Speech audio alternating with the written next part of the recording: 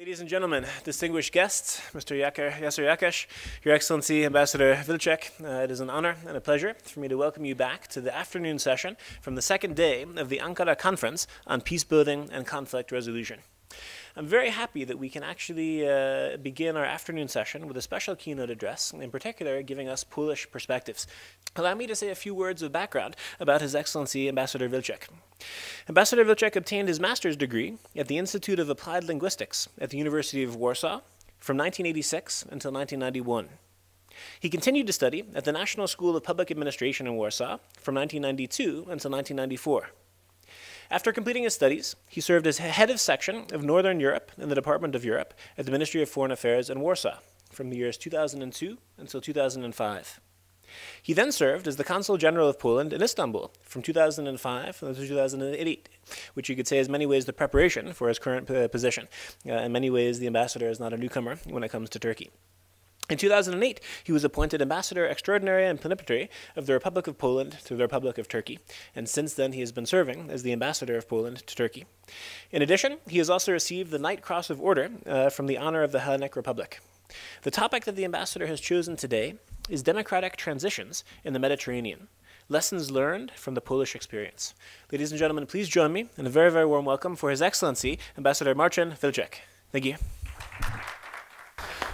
Well, first of all, thank you very much for your kind invitation and for giving me the opportunity to address such a distinguished audience, Mr. Minister, all those who are gathered here and who, even after lunch break, are able to perceive some serious matters.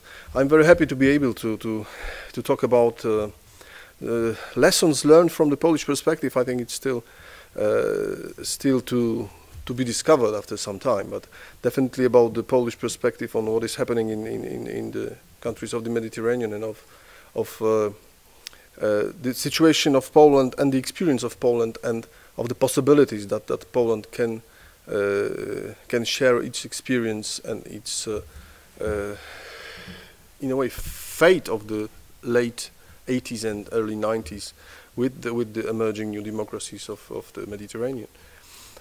First of all, the situation of Poland in 1980s, 1990s. I mean, after the fall of communism, in fact, we had to rebuild the state structure in many ways, maybe not from the scratch, but a huge effort was needed to transform an obsolete communist ruled regime into a modern democratic state. There were many aspects of this effort: the political aspect, the economic aspect, and the social aspect. We had to reconstruct the civil society.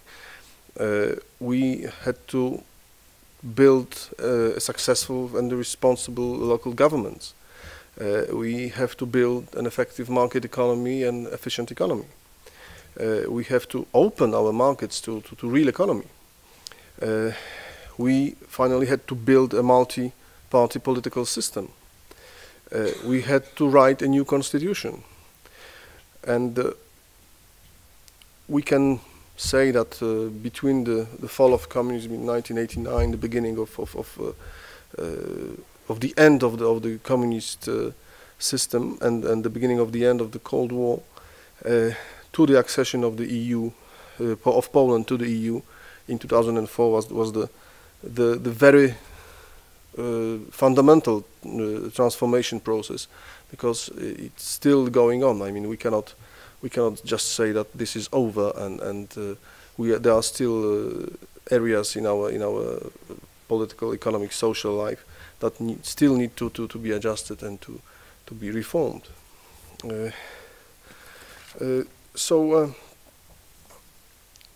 Democratic transition in the Mediterranean.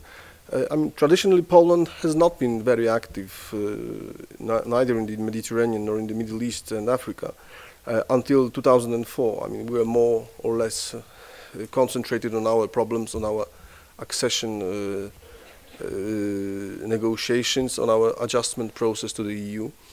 But of course, after we joined the EU, the regional cooperation and our entry to the EU on May the 1st, 2004 brought a radical change in that respect. So as the EU member state participating in consultation mechanisms and meetings on EU external policy, we had to follow very closely events in the region and in the Middle East and North Africa. In 1995, the EU initiated the Barcelona Process of cooperation, and in 2008 cooperation agreements were relaunched as the Euro-Mediterranean Partnership, the Euromed. Therefore, when in 2004 we became the EU member, many projects aiming at political and security dialogue, economical and financial cooperation already were taking place. With the introduction of the European Neighbourhood Policy in 2004, the Barcelona Process essentially became the multilateral forum of dialogue and cooperation between the EU and its Mediterranean partners, while complementary bilateral relations were managed under the ENP and through association agreements signed with each partner country.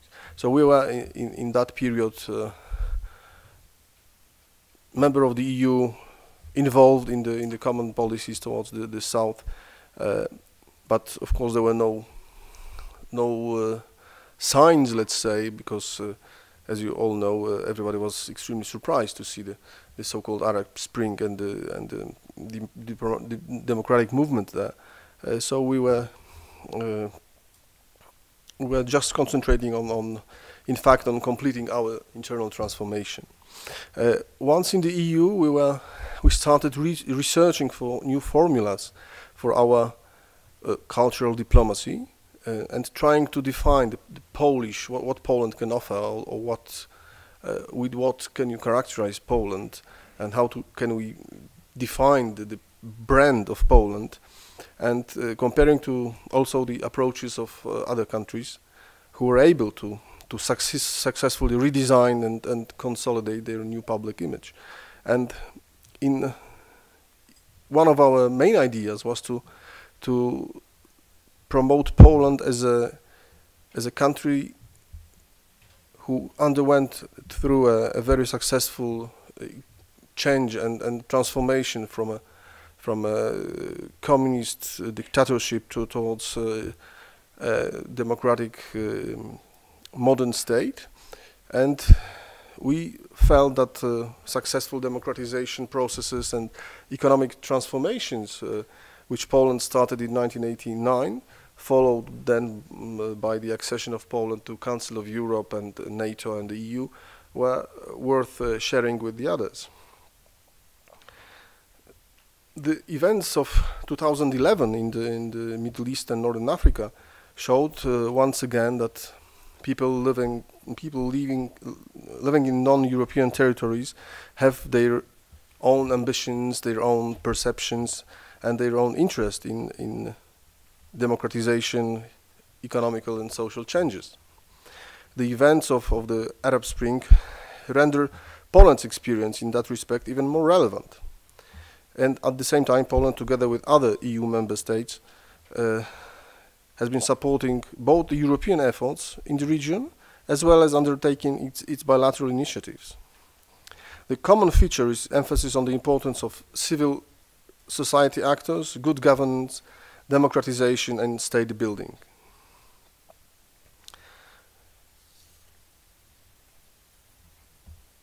I will just I would like to also to talk about some very concrete measures and initiatives that were undertaken in the framework of Poland sharing experience with the Arab Spring countries, specifically in the domains I have just mentioned. December, I mean, it's a list, it's a long list, I must say, but I will just mention a few of them, just to give you an idea what kind of support and how we perceive and perceived our role in helping the Arab Spring countries to understand what is needed, because we went through these processes 20 years ago. First of all, December 2011, Polish experts are present in Tunis, speaking at a conference on justice during the time of transformation. In the same period, 10 deputies of the MPs of the Tunisian Constitutional Assembly are visiting Warsaw. The local government reform. We are preparing in Arabic a film. It happened in Poland about the Polish reform of local government, which has been a very successful reform and empowered the local governments, and we judge that we are very proud of it, and we think that it was one of the most successful reforms of this period. And this film will be broadcast through YouTube and shown and aired with cooperation with Al Jazeera, just to show how you can do things that empower people and in a way root the democracy inside countries. We had a visit of Father Tadeusz Kubicki, the rector of the Papal Academy of Theology in Warsaw, Catholic, in Tunisia, and where he was talking about religion and laicity, and while constructing a foundation of a state. It was our perception how we see that, or at least the Catholic theologians. Leaders, 35 leaders of Tunisian social organizations and civic forums were in Warsaw. During our election time in 2011, in October, we had visits from observers from Egypt, Libya, and Tunisia, who were just on the ground observing how the elections were organized, how they were simply organized.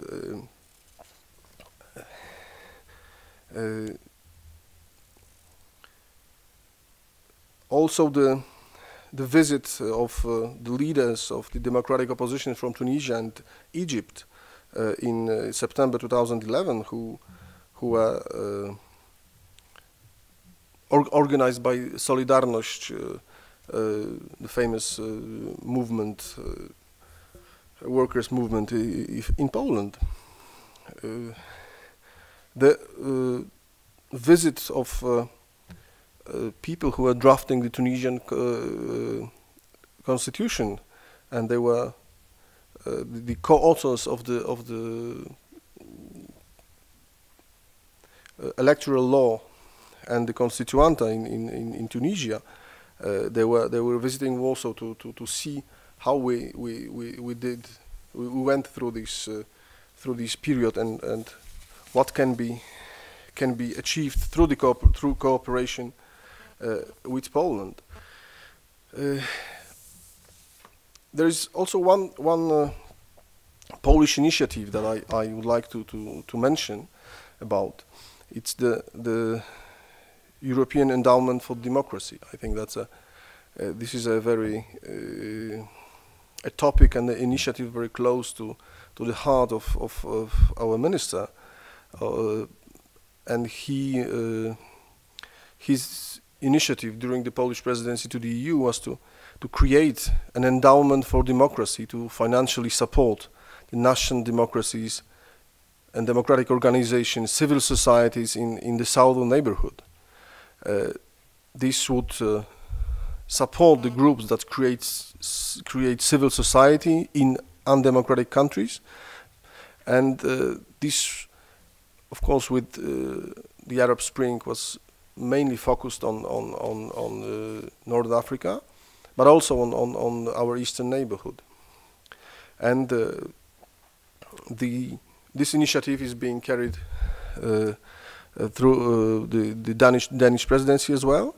And on the 2nd of February 2012, there's a working group that started to work on the statute of the foundation and of this European Fund for Democracy, Endowment for Democracy. So this is also, in a way, our contribution to share and to enforce civil society building, democratic initiatives in the countries that simply need it and want it.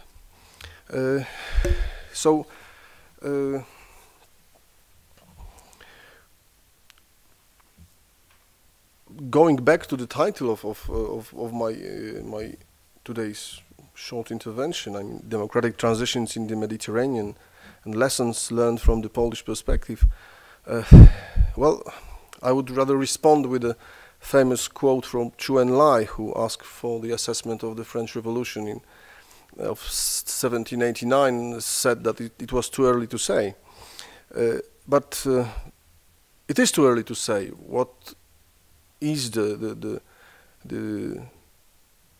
impact of the Polish experience on the new democracies of the Mediterranean. We know that this situation there is very dynamic. We don't see a one pattern of the development of situation.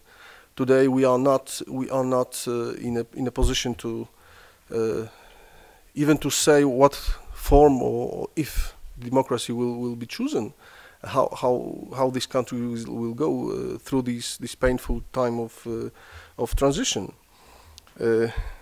But I think that the Polish experience and more general the experience of the Central European countries is that there are institutions and channels through which this experience can be taught, can be shared, and there is a will to share this experience, and we hope and work for a durable solution in these countries that would bring democracy, peace, and economic development.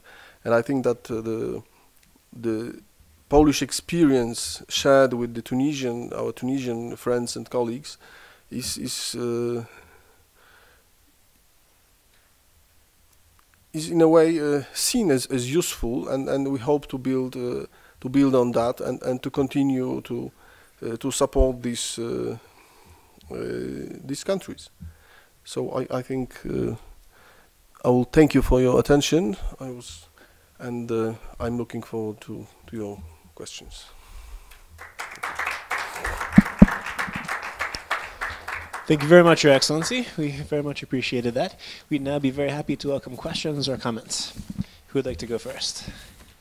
Carsten Palle-Müller from the Norwegian Institute for Cultural Heritage Research. Thank you, Mr. Ambassador, for your presentation.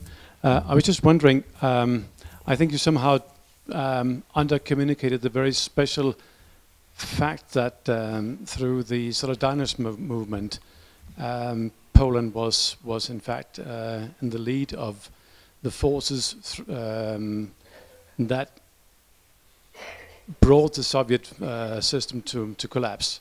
And I should believe that would give you a special credibility also as advisors to the processes which are going on now in the so-called Arab Spring, which of course is a very different situation, but still you have sort of a historic record of starting with a popular uprising and ending up with something which is a rather mature democracy. Thank you. Thank you. Thank you. Well, of course, as you said, every country has its unique experience with democracy. So, but definitely, Poland is well placed to share the experience of in fact rebuilding the state, institutions. And as I mentioned in my first part of my intervention, that starting from the multi-party system, I mean, from local governments, from changing the economic system, we had to do this enormous job, and as you said, we were, I think, quite successful in that. And so we are now trying to, feeling that we can help. And of course, we also remember that there is a profound sentiment that we owe something to the others. I mean, those who supported us during the struggle with communism, after the martial law was installed in 1981 in Poland, with the whole support of our European, but not only European, people who were trying to support us during that struggle. I think that now it's time to in a way repay our debt towards those who are in such a more or less similar situation. So I think it's quite natural for us. Thank you. Okay, the next question I think was in the back. Good morning, Konrad Kiedrzyński, Ministry of Foreign Affairs, Poland.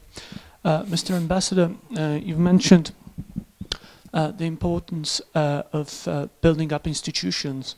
I will refer to the example of Polish assistant in Afghanistan, where National School of Polish Administration developed certain cooperation with its Afghani counterpart. Do you see a potential for this sort of cooperation in the case of North African states? And the second question concerns the fact that the so-called Arab Spring revealed also certain tensions, including the religious tensions, I mean, especially those concerning Christians, Christian minority groups. Do you see any potential for Poland to address these issues? Thank you. First answer, the National School of Public Administration is definitely extremely well placed to share its experience. I mean, I would like to mention a few words about this school. It's a school that has been established in 1991 in Poland as a school that would prepare civil servants. I mean, the proper civil servants to serve Poland after communism and rebuilding the state institutions. So this now, it's 21st year of existence, and 10% of Polish high-ranking civil servants are the graduates of this school. It was shaped on the ENA model, on the French model. So definitely if there is need of rebuilding civil service in these countries, I think there is need also, and there is a place for the offer of the National School of Public Administration, especially that it has been designed to in fact create a core of people who are state-minded and free of former regimes' reflexes, I would say. As for the second question, I mean, it's very hard for a country to. We can only talk about the interreligious relation on the basis of the European standards. I mean, that is the respect for minorities, for human rights, and that's the broad picture that we can shape. But can we give a model? I think that all the models are within the European Union's acquis and the human rights law that we can simply try to promote. Thank you. Ambassador, I'm Alper Zardan from the Center for Peace and Reconciliation Studies, Coventry University. There is no denial that I think what the Eastern European countries manage in terms of their transitions is admirable, and in a very short period of time. And all the countries, including Poland, work really hard for that purpose. But nevertheless, I think we need to recognize that that was a goal, that was a purpose. You were there in Europe, you were about to become the member of wider European community. So when we think about the lessons of Poland in the context of Middle East and North Africa in the context of Arab Spring. What goal, what vision do you see for these countries, for their future? Why they should go for this democratization? Why they should go for this overall transition? What is there? For you, that was the European membership. What is there for the North African and Middle Eastern countries? Well, I would not say that we did all this painful effort because we wanted to join the EU. I mean, we had to make our house, to put our house in order. We simply had to have a functioning democracy. We had to have a functioning economy. We had to have a government on the local level, on the intermediate level, that would be effective and bring the services to the population, to the taxpayers. So I think that, of course, you are right that the goal of entering the EU was a prize in a way, perceived as a prize. But at some point, people were not very keen on that. We should also remember the fact that the referendum on Polish accession was a positive one, of course, but it was only 54% of people who were eligible at that time that participated in that referendum. So it was not just that the whole population were dreaming nothing about joining the EU. Many people, for the same reason, were disappointed. They were saying that, well, if it looks like this, we are not interested anymore. So this is not. It was a factor, obviously, but mainly people wanted to build a modern, democratic, stable, reliable state in which they would feel at home. Well, I think that they also want to put their homes in order. I mean, they also see that the protests were there because there was something lacking.